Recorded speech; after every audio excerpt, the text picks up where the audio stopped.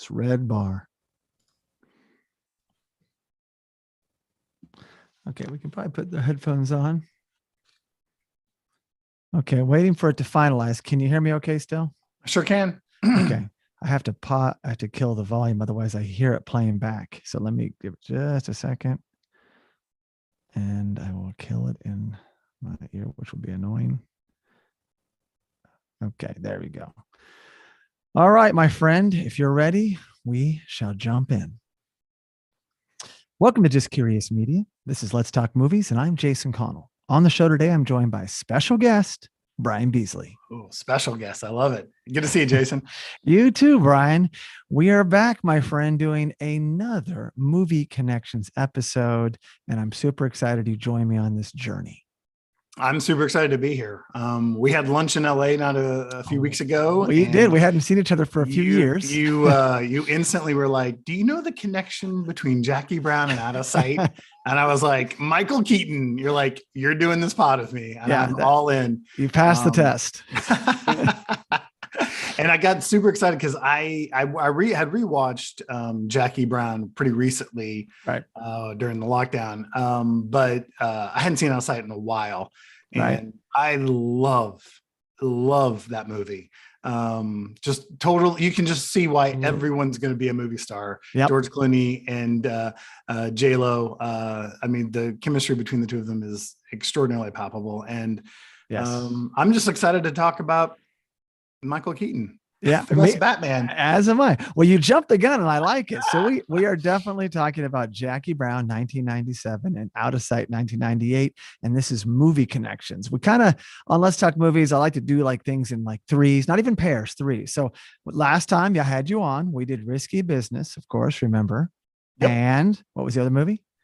We had Risky Business and The Color of Money, Scorsese's masterpiece. And unlike today, where we're talking about an actor who portrayed a character in two movies by different directors, in that one we talked about Tom Cruise and Bruce A. Young because they were sharing scenes in both of those movies. So any way that has some sort of weird parallel, I like to explore it. And today is different than that episode because today is two movies by legendary directors, I should say, Quentin Tarantino, Steven Soderbergh. And both movies were based on an Elmore Leonard novel, which is another tie-in, of course. And Michael Keaton plays the same character in each film. And Bryan, when I saw Out of Sight, I was thinking, wait, is he playing the same guy? Like I caught it right away, but then I just thought, do you see that often? What turns out you really don't see this very often in movies. No, unless it's like the Marvel universe or DC, the superheroes, they've kind of overdone it maybe because of the TV show Bleed and stuff like that. But I actually did not catch this the first time I saw it. I definitely saw Jackie Brown in the movie theater. Yep. I didn't see Out of Sight later until it was on most likely DVD, VHS. I don't know. Okay. And I think I must have had like some kind of a nerdy film conversation at some point down the line. And someone's like, "Hey, did you know?" Oh, I'm sure you did. You went in while you film school. And then it popped up. Yeah. and then it popped up. But it definitely was something that stuck with me. And then doing the research on this, I found one or two that I thought, we can mention on the back end that were kind of yeah. And I've got a comp I want to bring into play that's also in a Soderbergh film that I thought was interesting when I saw that movie in the theater, and it came out in 99, but I'll save that to the end. So this is more of a fast, down and dirty backstory on each movie, but we'll start with Jackie Brown. Came out first. Yes. So we'll jump in 1997. And let me just say, as fondly as you speak of Out of Sight, which I also really love, I feel that way about Jackie Brown and always have. Some people are like, hey, what's your favorite Tarantino movie? And there was a spell where I would have said Jackie Brown's my favorite. I think Once Upon a Time in Hollywood is probably taking the nod. Of course, I could rotate those all day long. He's got so many great movies. It's hard for me to pin one down. As soon as I put Reservoir Dogs on again, that's my favorite. 100%. So I can't, choose that. But as far as Jackie Brown, the synopsis is a flight attendant with a criminal past gets nabbed by the ATF for smuggling. For smuggling. Under pressure to become an informant against the drug dealer she works for. She must find a way to secure her future to secure her future without getting killed. Sorry, my notes kind of ran together there. So great background. That sets the stage for Jackie Brown, I would say. Of course, directed by Quentin Tarantino, written by Quentin Tarantino, screenplay credit, Elmore Leonard, rest in peace. We lost him in 2013 at the age of 87. He wrote the novel, which was called Rum Punch. Now, the cast, I'll quickly go through this as well. Pam Grier's Jackie Brown, Samuel Jackson's Ordell Robbie, Robert Forster, rest in peace, incredible actor. Oscar nominated for this role, Best Supporting Actor. We lost him in 2019 at the age of 78. He plays Max Cherry, of course. Bridget Fonda plays Melanie, the surfer chick. And Robert De Niro, who's incredible in everything, but he plays this so well. Louis Gara, and then Michael Keaton plays Ray Nicolette. The ATF agent. The ATF agent. Now, I read, and you probably read this as well, Brian, that John Travolta was the first choice to play this role. Now, him and QT have this great, connection because it goes back to, of course, Pulp Fiction, and that would have been an interesting take. It would have been. He probably could have done it just as good a job. He would have been fine. It would have been fine. I thought Michael Keaton did a great job. I actually didn't read that. The one thing I did read was, I guess Quentin said somewhere that Michael Keaton kept trying to talk him out of hiring him, which I think is a common thing that Michael Keaton does, I guess. Yeah, you don't want me to play Birdman. You don't. Yeah, I don't want to be Batman. Batman. Batman. Yeah, there you go. Even better, Batman. I mentioned Birdman because of the accolades he got, but yes, Batman. He didn't want to do that. He did two of them, right? Yes, he did. He's Batman twice. Yeah, that's funny. Well, I love Michael Keaton, and let's go from most recent to backwards. The Founder, I can watch that movie every day. He plays Ray Kroc, the founder of McDonald's. Yep. So good. Spotlight, which won Best Picture. He's so good in. Of course, Birdman, Oscar nominated for Best Actor. Pacific Heights, when he really pivots and starts to play the darker character, that's a great little thriller movie. Johnny Dangerously for comedy, Mr. Mom for comedy, and then Night Shift, Ron Howard's first movie. Mm-hmm. Not to mention the Batman's, what you just brought up. So, he has been around, and what a pivot in his career. I know that Jim Carrey kind of did that, but he could probably still do comedy. Once Keaton switched over, it's like, that was it. He was a serious actor. 100%. Yeah. I remember he was in a movie called Clean and Sober back in the day. I guess he did comedy after that because Multiplicity, but for the most part, he's kind of stayed at the heavy. But yeah, Clean and Sober. He was probably one of the top actors in Hollywood for a stretch in the 80s. Oh, 100%. Mr. Mom will always have a special place. Just as how old I was when I saw it. Oh, yeah. How funny I thought he was. And he's still, even in, not so much in Outside, but in this one, there's one scene where he gets to have like a little of that Michael Keaton back and forth kind of humor. It's very light in Jackie Brown, obviously, because he has to be a bit of a serious person, but and I think he does that with a lot of his serious roles. I think there's moments where he can kind of bring levity to the seriousness of the stories. Yeah, I think so. And he plays this role great. And so to set the stage again, ATF agent, Ray Nicolette. Brian, he rides a motorcycle. He's got the helmet. We never see the motorcycle, but we see the helmet. Leather jacket. He wears the black leather jacket all the time. Of course, he has the sunglasses with the strap, almost like he's a sailor, but he's always on his bike, so we know.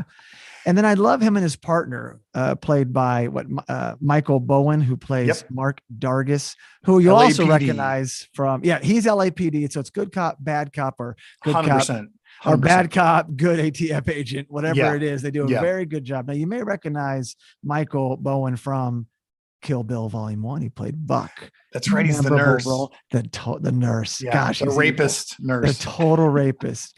but they're great in these scenes, and they're really giving Jackie the business, and they play on her, vulnerabilities. And although I'd say the whole time Jackie's outsmarting them. Oh, 100%. Keaton's first line when he walks up after, Officer Dargis is like kind of asking Jackie Brown a bunch of questions is, can I help out? Like he just kind of appears. Like, who are you? Like just walking by and I'm like, oh, but, and she of course instantly knows he's law enforcement, asks to see his badge. But it sets him up perfectly because it's total good cop, bad cop. Like they're not trying to reinvent the wheel here. No. And he brings that Michael Keaton charm. It's why he's cast, obviously. Yeah. Cause he can do that perfectly. And he's there to kind of win her over. But Jason, you are so right. As you watch the movie, especially after you see how everything goes down, she's the one playing them 100%. Absolutely. She's so good at this. And I really didn't know much about Pam Grier before I saw this movie. I learned after her background and how Quentin Tarantino was like such a fan of her work, like in the not Mario Van Peebles, but his father, whatever his father's name. Now I'm forgetting it, but Melvin Van Peebles. But so she obviously huge actress, but she's so good in this role. And her and Max Cherry working together to come up with this perfect scheme. Yeah, she out cops these guys. So basically, Ray busts Jackie, and then they work with her to get Ordell because they don't have her on much. They want to go after someone who's selling guns. He's a much bigger thug, and she's just the linchpin to them. And then Ray, she's the money mule, basically. She's the money mule, yes. Mm-hmm. But Ray takes a shine to her, Brian. Ray 100%. Likes Jackie more than just like wants to work with her, but they're at that dinner one scene. You can which is like a date. It feels like a date. It's like a date. It was very strange. Let me ask you a question before we move too far past it. Like, so they arrest her at the airport. Yep. She's not saying anything. While Officer Dargis is kind of like questioning her at the police station, Keaton is counting the money. Yes. And then he looks into the bottom of the bag. Yes. Even when I rewatched it, I'm like, oh, he planted those drugs because they're picking her up for having over $10,000. Yeah, she's like $50,000. He has 50 grand in, and they knew the amount immediately. They knew, yeah, because and the tell is that when they're arresting her, Michael Keaton doesn't ever look at the money, and when they say it looks like 50 grand, he's like, yep, looks like 50 grand to me. And she picks up on that, which is also, if you go back, she's so much smarter than you think she really is. Because she wasn't even looking at Michael Keaton's character, and she knew that he wasn't looking at the money. So it's a perfect Elmore Leonard novel where there's so many layers of playing everyone. But I totally thought he planted the drugs.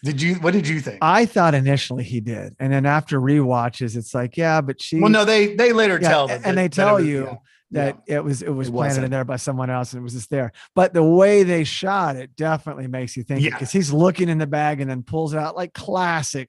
Yeah. What is this? Yeah. And then she's like, he's waving it. Oh yeah. I initially thought that, but once I only learned it from what they revealed. Absolutely. Sure. Yeah. And they don't, again, to the credit of Quentin writing this, like it's like a piece of dialogue that's thrown away in a much later scene of like, oh yeah, the arms dealer threw it in there for Melanie, right. It's not exactly even like, but it's important because the drugs are what take it from what should be like a 6-month stay in jail to you might be going to jail for 6 or 7 years. So then she can work for them, or they can use and her. That's why you think they planted it at the beginning. However, when you get to know his character, Ray, he wouldn't do that. Never. He is above board that way, but he's not the best and brightest.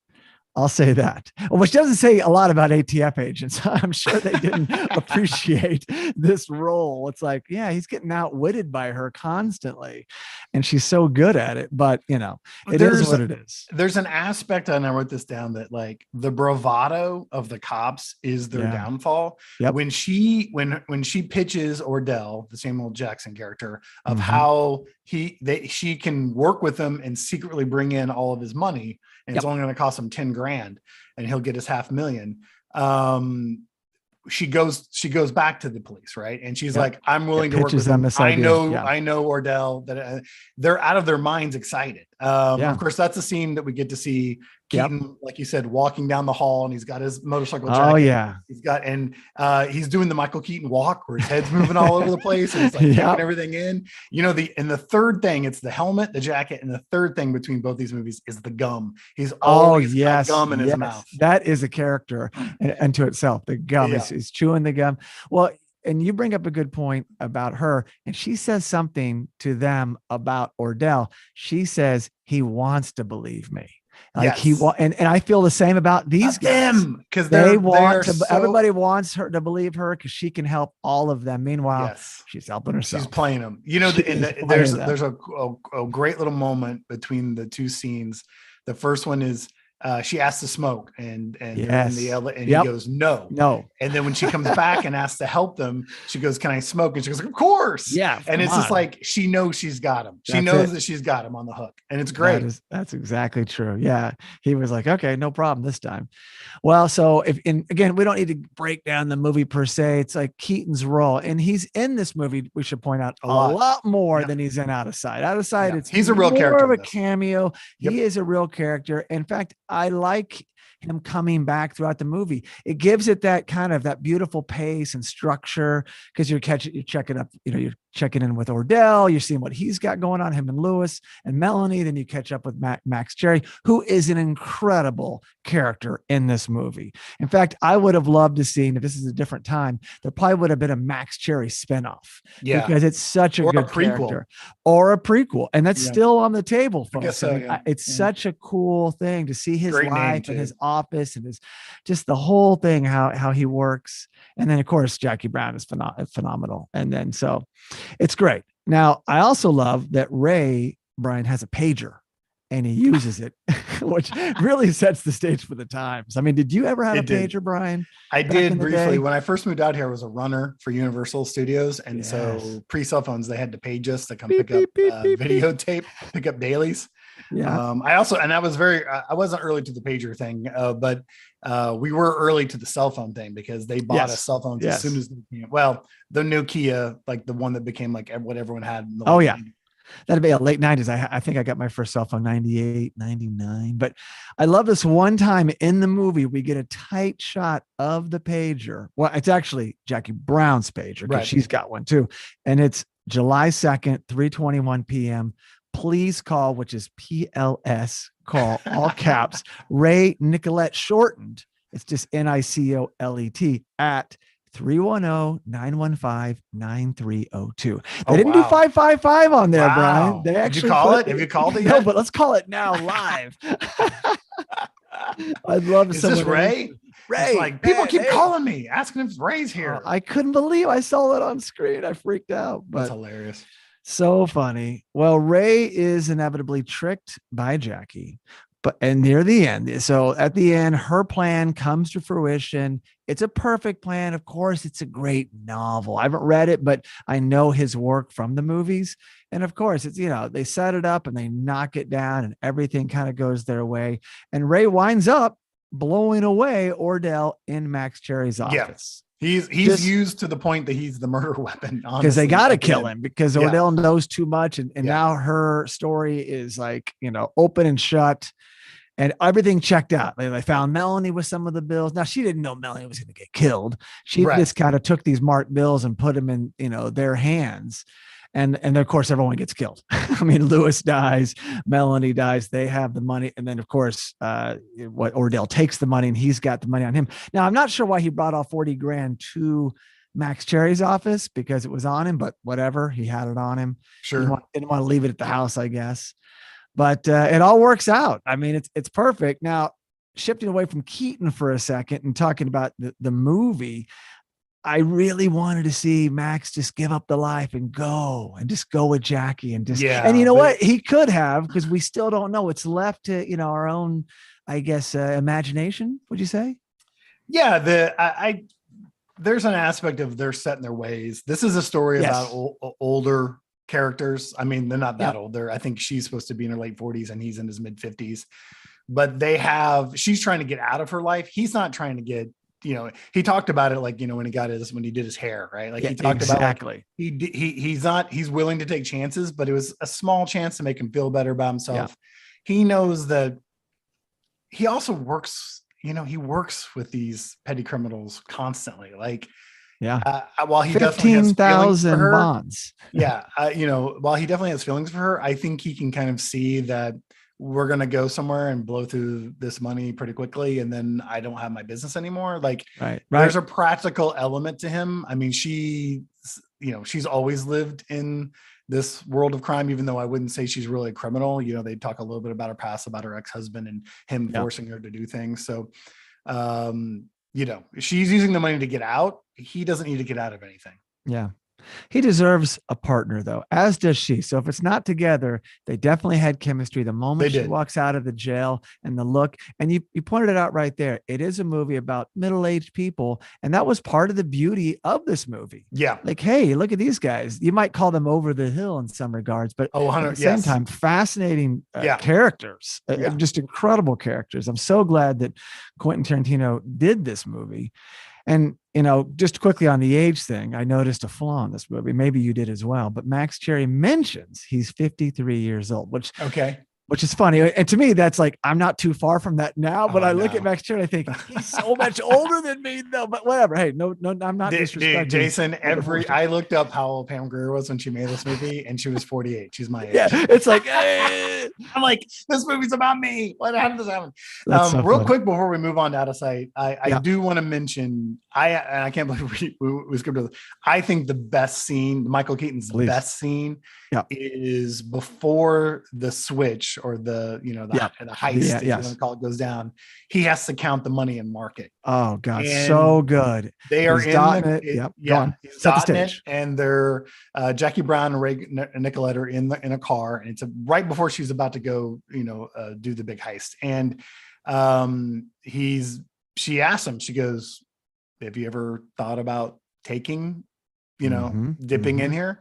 And at first we get to really learn, this is how we know that Ray is a good, he's a good cop. Yeah. I'm saying he may at the beginning have been playing her, but I also feel like, especially since we've already seen the dinner scene, the date scene, if you want to call it, that he started, like, his walls have come down and he is trusting her. Yeah. And his great line is, and he basically walks through like what would have to happen.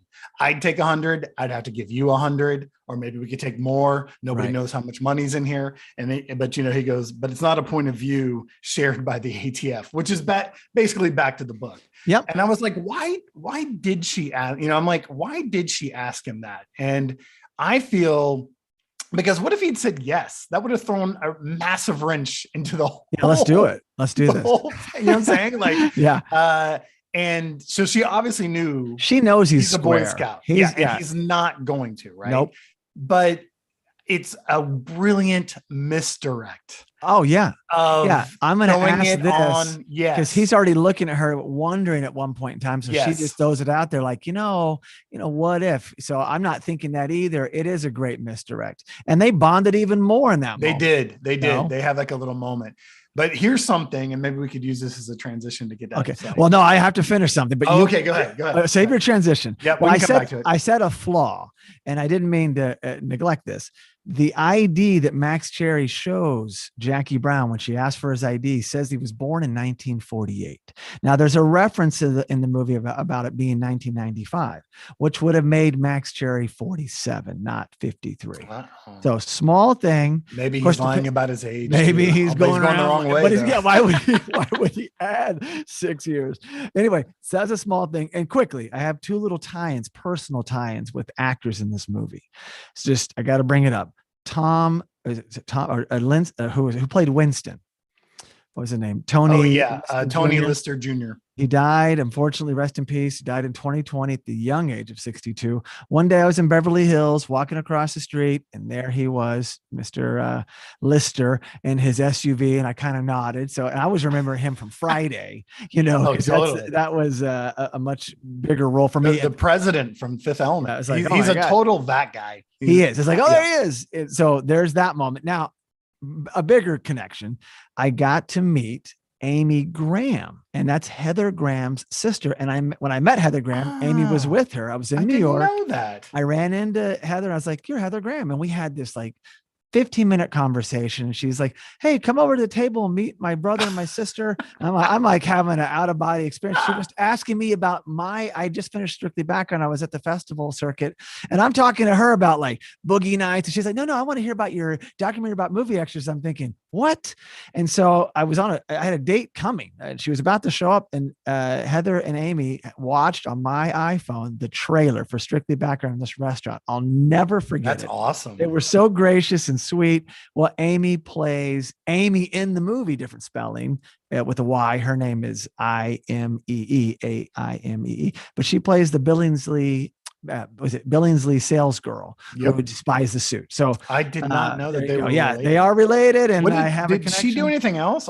She pops up. She popped in lots of things. Now she's directing. Okay. So she's had a pretty great career of her own. Just want to give her a shout out. So, all right, buddy. Now, and I want to say Ray was great in this movie. He helped Jackie really flourish. And I'm glad it was him in the end and not Travolta. So good on you, Michael Keaton. I agree.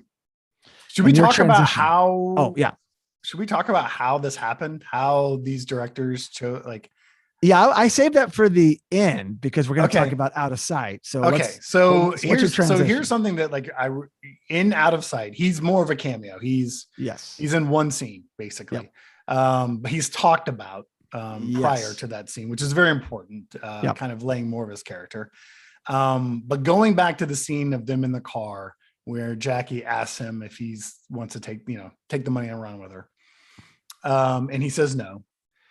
I find it fascinating that we get a whole different layer of the onion in Out of Sight when we come to find out that J-Lo's character, Cisco, what's the character's Karen Cisco, also such great character names in these great names, Jack Foley, Elmore Leonard books. But Karen Cisco is sleeping with Ray Liotte, who is now with the FBI. He's been promoted. I don't know if that was a promotion. Yeah. Which way does that go? I don't know what it. But he's married. Yes. Not to the J-Lo character. No. And her dad is busting her balls, and he will bust his balls later. Yes. About that fact, and I find that so fascinating about the Ray Nicolette character that when it comes to his job, there is no gray areas. It's black and white. But he's married and he's cheating on his wife. With they are separated but living together. Okay, well he's whatever that means. That's what the Karen Cisco she says to her father. They're separated, and the dad immediately asks, is he still living with her? And she says yes. So a very classic married man thing to say to his mistress, I'm separated, but I'm not really. So no, you're absolutely right. I thought that was a great, in his personal life, and they're all complicated characters, and I thought that was great that we got this extra layer to this character who's barely in. Yeah, absolutely. In Out of Sight. Out of Sight. Yeah, Marshall, who plays Karen's father, who's played by Dennis Farina, rest in peace. Amazing. We lost him in 2013 at 69. Oh, he's incredible. But he calls him a cowboy cop. Yeah, a cowboy cop. And cheats on his wife. Yep, he's a cowboy cop. Yep. So wait, let's set the stage for Out of Sight. Give it the respect it needs, much like Jackie Brown. Out of Sight comes out come out to a theater near you, Brian. Out of Sight came out in 1998, and the synopsis is a flight attendant with a wait a second, wrong IMDb page. Hang on a second, that didn't copy over correctly. That's an easy fix because there is no ATF agents in this movie. Just a second, let me bring it up. I got it right here if you want me to read it. Here we go. It's much shorter. Yeah, I copied it, but it didn't copy paste. A career bank robber breaks out of jail and shares a moment of mutual attraction with a U.S. Marshal has kidnapped. Now, that says it all right there. It's great setup. It's directed by Steven Soderbergh, written by Scott Frank, screenplay, and again, Elmore Leonard's novel. Now, I don't know the name of this novel like I did Rum Punch. It's just Out of Sight. Okay, perfect. Out of Sight. Quickly on the cast, George Clooney plays Jack Foley, incredible. Jennifer Lopez plays Karen Cisco, as you just said. Ving Rhames, love Ving Rhames. So good. He plays Buddy Bragg. Now, of course, Ving Rhames is in Pulp Fiction, so we're starting to cross over here. Yep. Steve Zahn, always loved him as well, plays Glenn Michaels. Don Cheadle, incredible. Maurice Miller. Catherine Keener plays Adele. And, of course, Dennis Farina, who I just mentioned. Albert Brooks, one of my all-time faves, not just actor, but a writer, director as well, plays Richard Ripley, and Luis Guzman plays Chino, also fantastic. And of course, there's Michael Keaton as Ray Nicolette, uncredited. Yes, uncredited. That is correct. Yeah, I was like, wait a second. Didn't get paid either. He didn't want to get paid. Favor. Well, he tried to talk Soderbergh out of it, most likely. I can't do this. I can't do that. I can't do this. Can't do this. So there's that. Now, it was Oscar nominated for Best Screenplay and Best Editing. Didn't win either, but good on you. So our purpose is, again, to explore Ray Nicolette. As we've just talked about, it is more of a cameo, but it does mean something, and he has a presence. Now, I kept wanting him to be in it more. Brian, I was like, oh man, bring him back. But they do mention him a few more times, so his character is alive and well. But he did switch over from ATF to FBI. But he also wears the FBI shirt when we see him, which is, and I mean, it's like FBI. It is classic. Crazy. And her father, of course, Dennis Farina, Marshall, asked if he has an undercover shirt as well that he wears on stakeouts, which was awesome. And what was Ray's reaction? I mean, it's pretty great because it's pure Keaton, that awkwardness. Like you see him kind of take that in, and he instantly knows, okay, her dad's going to fuck with me like this, because they're meeting for the first time. And they both say, oh, I've heard a lot about you, obviously from the J-Lo character. And he just answers him very dry, like, nope. Yeah. Nope. Actually, I wouldn't. I don't have that. It's so but good. You're right though. He's wearing the motorcycle jacket. He's got the motorcycle helmet. Yeah, all that. He is it's instantly that it's the same character from Jackie Brown. If you were to watch these movies back to back, there's no mistaking that it's the same person. Right? And he probably shot them back to back. They come out in subsequent years. They did. Bam bam. He's the same guy, had the same wardrobe. And now we know he lived in California in Jackie Brown. He is now in Florida. So maybe that was part of the FBI switch. And then I started to speculate what made him switch. It's not like he didn't get his guy. She when she has the scene with her dad when he gives her the gun for her birthday, she says that he got promoted to the FBI. Well, and I wasn't sure again if that's a promotion or maybe. I guess you know what? I don't know how it works because they're two different agencies. Yeah, so. Like if he was in DEA, well, I don't know if they're parallel as a lateral move. Sure. I guess it's promotion, but did it all happen because of him getting his man in Jackie Brown? Was it because of Ordell? I never thought of that because he came out on top. I mean, Jackie got her thing. Totally did. He celebrated in his. I mean, he basically put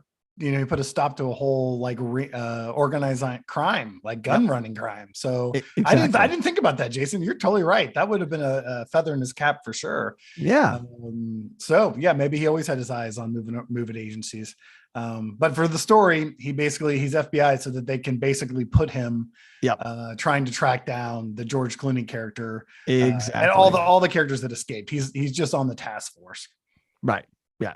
And he is dating Karen, and we don't know where that relationship started. It could have started in when he joined the Bureau. And then it's like, who knows? I mean, I would have loved to have any more scenes or dialogue or exposition that we could have gotten, but unless I don't have Out of Sight on Blu-ray. I wonder if there's any deleted scenes or anything. There might have been. Sure. I don't know. I mean, I feel like he knew, I feel like Soderbergh pitched it to Keaton, like, hey, come play this character again. Yeah. Tarantino was 100% on board with it. He pushed it actually. And I think that they always knew it was a one and done kind of runner kind of thing. That was going to be it.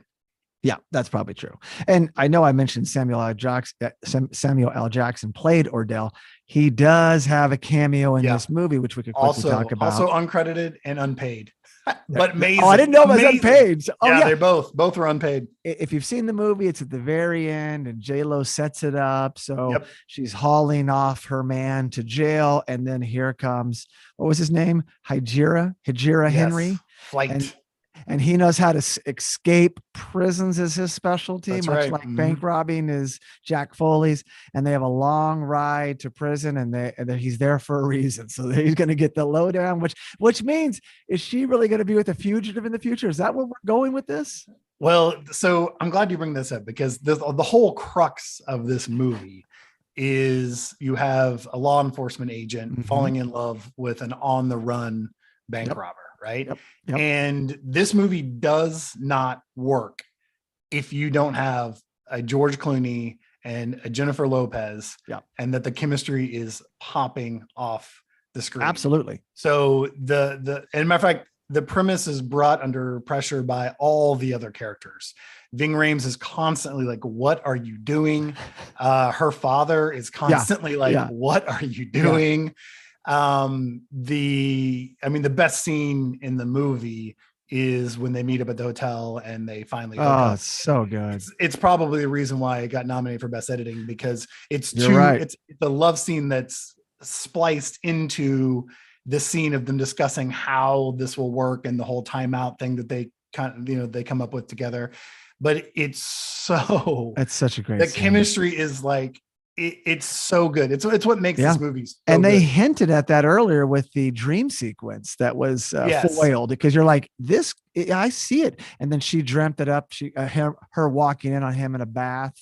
Yes. Wakes up. And what's brilliant, and this is Soderbergh being brilliant, like they both, like him and Tarantino are, is that the entire time you're watching it, the first time you see it, you think it's his dream, but it's hers.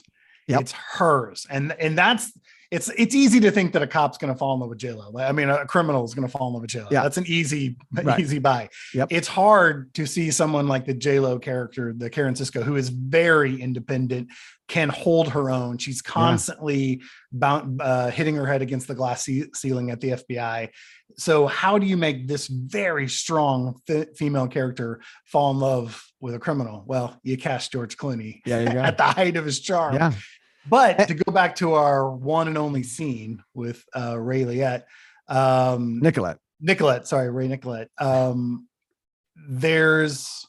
don't you set up the scene and we can get into it? Because there's a lot of what makes this movie work, and some of that, like, side characters questioning the premise of the movie in subtext in that scene that we can get into.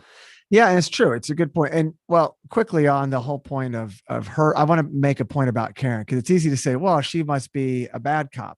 She is not. She's absolutely not. Book.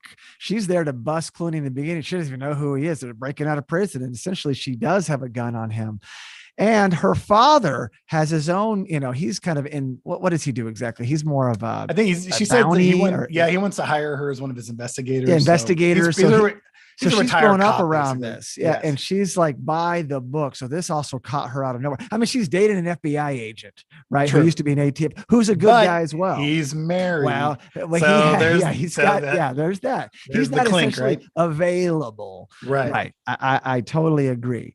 So this scene is, well, we kind of bounced around because we talk about whenever the one scene with our guys, what we're talking about, right, is the scene with the fathers there too, for the most part, at least in the opening, the beginning. No, he's there the whole time. Yeah, the whole time. So he comes in, and we think there's going to be more to it, but we're just getting to know these characters. We don't even know them that well yet in this movie, but we recognize, Michael Keaton, Ray Nicolette coming in, and so.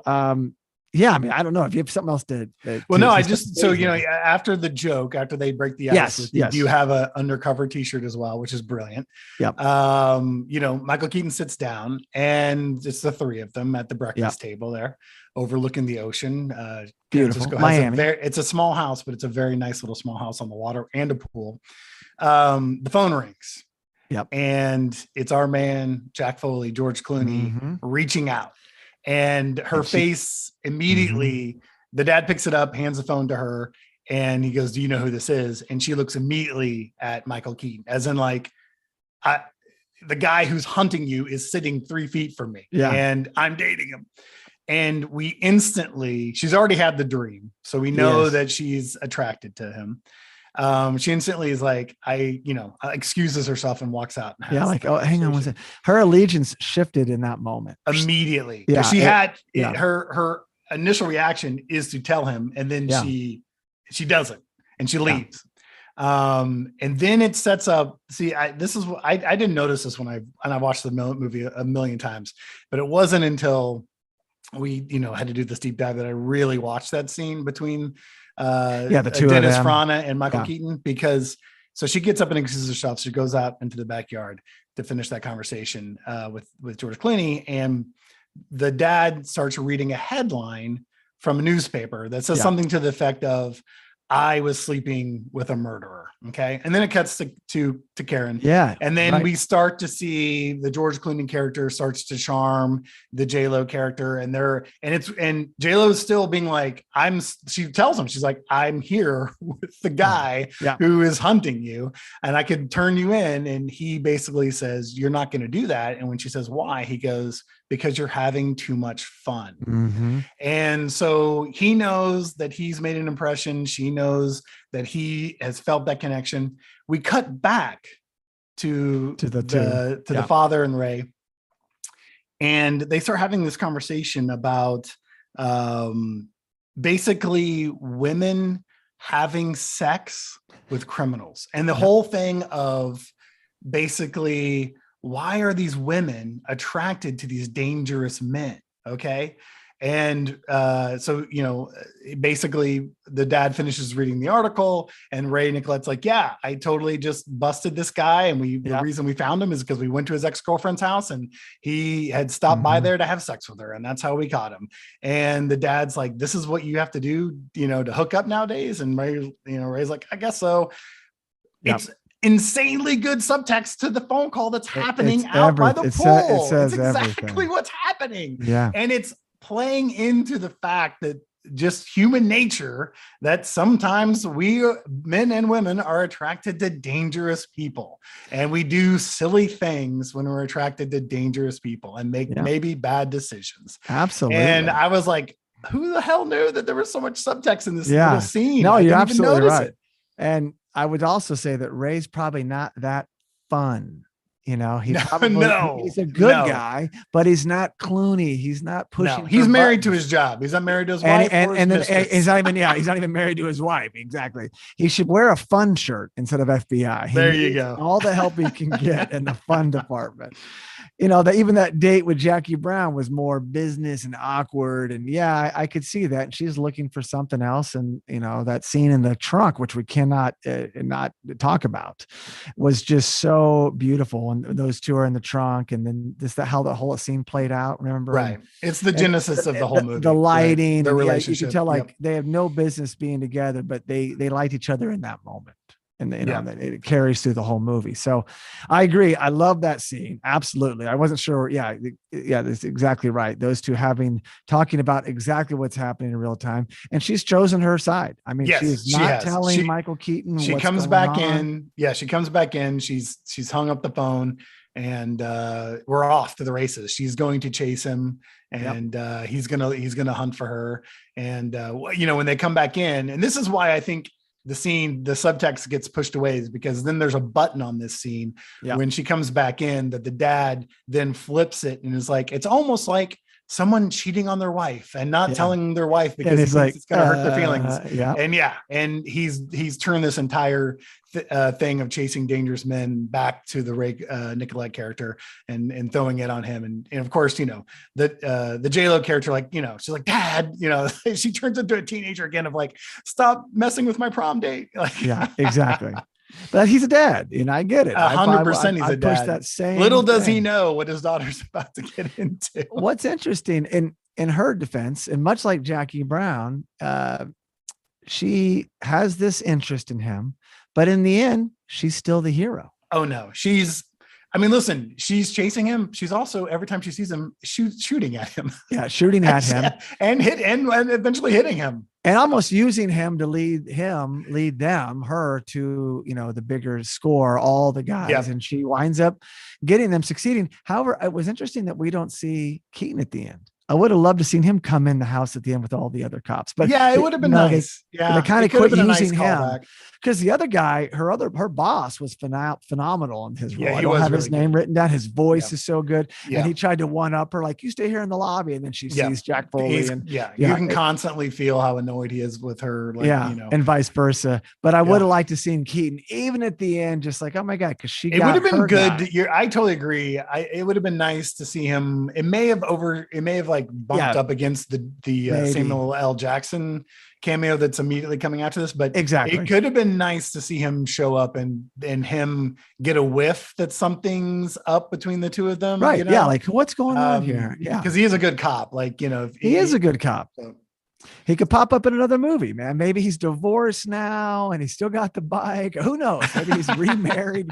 We don't know. Him and Jackie Brown are on He seems like a character somewhere. that's going to be multiple divorces in his future. So. Well, I know we talked about something before we came on the air, was the fact that had this movie not been made and not worked and was a hit, because I remember it coming out, it would have paved the way for Soderbergh, or wouldn't have paved the way for Soderbergh's career, because this was the first mainstream movie that he did. I remember, back in the day, he was like in a tour. He was Sex Lies and Videotape. Yeah, it wins Sundance. And that was like he made 90s. Like 3 movies or 4 movies in there, like Kafka, like some very independent, very highly independent, only shown art houses. And so he gets this, and we don't have we don't have Ocean's 11. Definitely. We don't have Aaron Brockovich or Traffic. Exactly. And I mean, he's, winning Oscars left and right with all of his actors. It's Soderbergh today. I mean, like it's amazing how this movie launched him. And it's Out of Sight while we can argue about what's your favorite Tarantino movie, and I too have kind of a revolving door, Out of Sight is my favorite. Soderbergh. I love it. I'd probably still say Traffic, because it's just how it floors me, but I do love this movie, and the oceans are fun. I enjoy they totally are, especially the first one, probably more than the others. And I feel Sex like Lies is really good too. Yeah, Sex Lies and Videotape is amazing, but this one has, where the Oceans ones are kind of like really good candy with not a lot of calorie, this one's got meat to it. Like there is, I mean, we just broke down a freaking scene that I'd never really thought about, and like how much subtext is in that. I just, and plus it just to see all these guys. I mean, even Steven Zahn is awesome in this, and Don Cheadle is so good, amazing. Everybody I mentioned, Albert Brooks, Catherine Keener, the way down the line there. Yeah, and I feel like this is the turn for Albert Brooks, where he starts when he starts to do these other roles, these little parts, like Drive. Yep. Yeah, he starts playing a darker character. Yeah, I didn't recognize him because they have him in a bald cap for some of the movie. When he first comes on the screen, I saw way back in the day. I was like, wait, is that Albert Brooks? Because it doesn't look like him, and then of course it is him. But even Nancy Allen makes an appearance in this movie. Yes, 80s. Who's like in RoboCop and so many movies in the 80s. That was in the. It looks amazing in the movie. Looks incredible in this movie. So, and the stakes are high in this movie too. I mean, there's some thugs going around. People are getting killed. People are almost getting raped. I mean, just like in Jackie Brown, there is violence. Yeah, there is. And Soderbergh does a really good job. I feel like the violence in Out of Sight could have been in a different director's hands.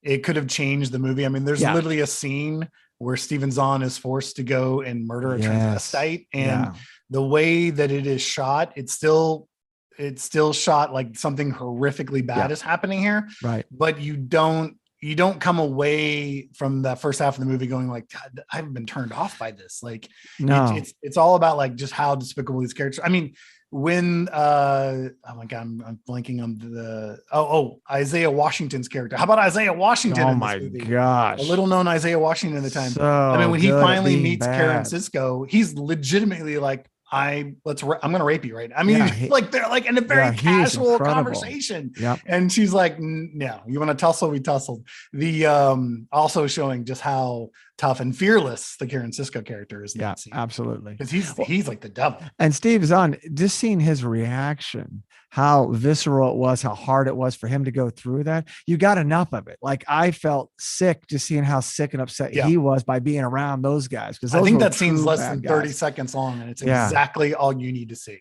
Absolutely. So bravo to Steven Soderbergh for an incredible film that holds up. So that's another thing. These movies hold up, man, for sure.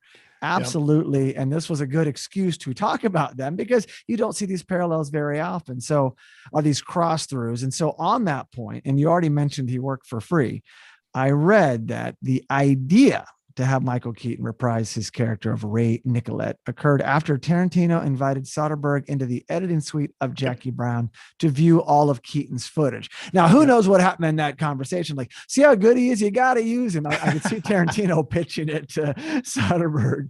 But Tarantino, he knows, he understands like a cinematic universe, before the rest of us did with Marvel stuff like that. And you're right. That's exactly what I read, that Tarantino was like, you've got to cast him. Gotta do it. And Soderbergh was like, 100%, let's do this. And, the other through line that I saw, which isn't mentioned in any of my research, but I do think it's a little curious that maybe this helped out because there were different studios producing these movies. Yes. The rights of the books were held by different companies. Yep. And that's why this usually doesn't happen. That's why you don't have like an A-list actor like Michael Keaton reprising his roles. But Danny DeVito, his company, his name's on the movie. Yes, he produced Out of Sight, and he also produced Pulp Fiction. But he was in Get Shorty. I don't know if he produced it. Yeah, but he produced Pulp Fiction a few years earlier. That's right. So that's right. There is that, like, we got to go to the studio, and it's like, well, our executive producer has worked with both of these directors on their pivotal films. I have no idea if Danny DeVito had anything to do with this, but it's a good point. He was the only IMDb crossover between the two movies. Absolutely. That's a great point. And also Get Shorty written by our same writer. Yeah.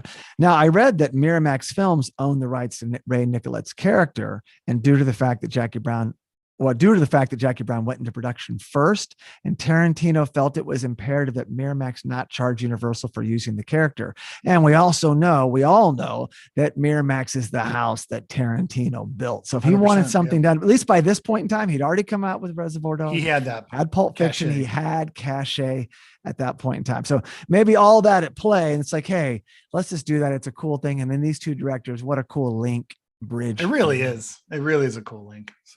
So I also read outside of that Sandra Bullock almost got the part of Karen Sisco. Yeah. Soderbergh really liked her. Soderbergh really liked her, but he said, I spent some time with Clooney and Bullock and they actually did have great chemistry, but it was the wrong movie. I'm sure they could do a movie together someday. Well, I threw someday in there, but not an Elmore Leonard movie. Well, as we both know, they did make a movie and it's called Gravity. Yep. Exactly. And it was a good movie. It was, but it's not, it's not this. No. And Soderbergh made the right decision. Like the whole time I was rewatching this, I was like, how is J-Lo not a bigger movie star? I mean, she is a superstar, don't get me wrong. Yes. But like, she never did anything like this again. She did all those romantic comedies, and I'm sure it bought her many houses all over the world, but man, she really sunk her teeth into this character. She did like 10 weeks of like police training. She knows how to hold the guns. She knows the protocol. It felt real. Yes. Yes, absolutely. She's so good at it. And she's just, gosh, they're both just they're really good looking people. It's not hard to watch both of them. No. She was in Selena, which I never saw, which was more of a dramatic role. Which is probably what got her this role. Exactly. Once she did that, it's like, oh, she's got acting chops. Well, I also wanted to put this in because it's like a cousin to what we're talking about. But I saw this other movie by Steven Soderbergh, and I didn't mention it a minute ago because I was saving it, but it's called The Limey. Came out in 1999. I keep wanting these to come out now. So came out right after this. I always love the movie. Terrence Stamp kills it in that movie. I've seen it so many times. Peter Fonda's in it. It's a really great movie, revenge movie. A lot of the same guys are in it. Louis Guzman's in it. Many, many more. Nicky Cat.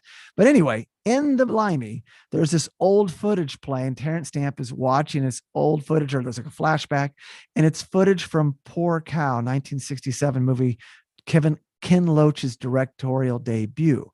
So in the movie, The Limey, you're seeing footage from another movie with Terrence Stamp used as a flashback for his character in The Limey. And I'd never seen that done before.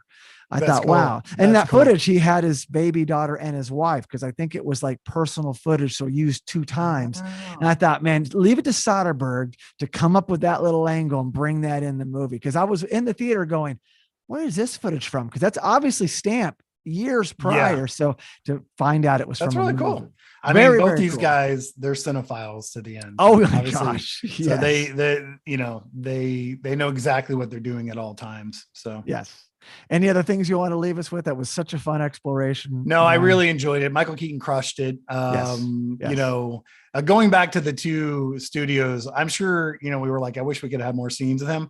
I'm sure when they started negotiating, since there was no pay for anyone, they're like, you get him for 1 day and 1 day only. So you get him for 4 hours. Maybe a half day. Yeah, he's make it work. Put him where you want him, but make it work. And that's probably why he didn't reprise himself later in the movie. And that was also in Detroit, and they stuck him in Florida. Sure. So maybe it was just like, logistically, he's out. That was it. We just gave him a little brief moment. I thought it was odd that I couldn't find anything about Michael Keaton speaking on this. There's no exactly. I thought that was a little odd that he hasn't ever that hasn't come up in a conversation yet at some junket. We need to have him on. Let's talk movies.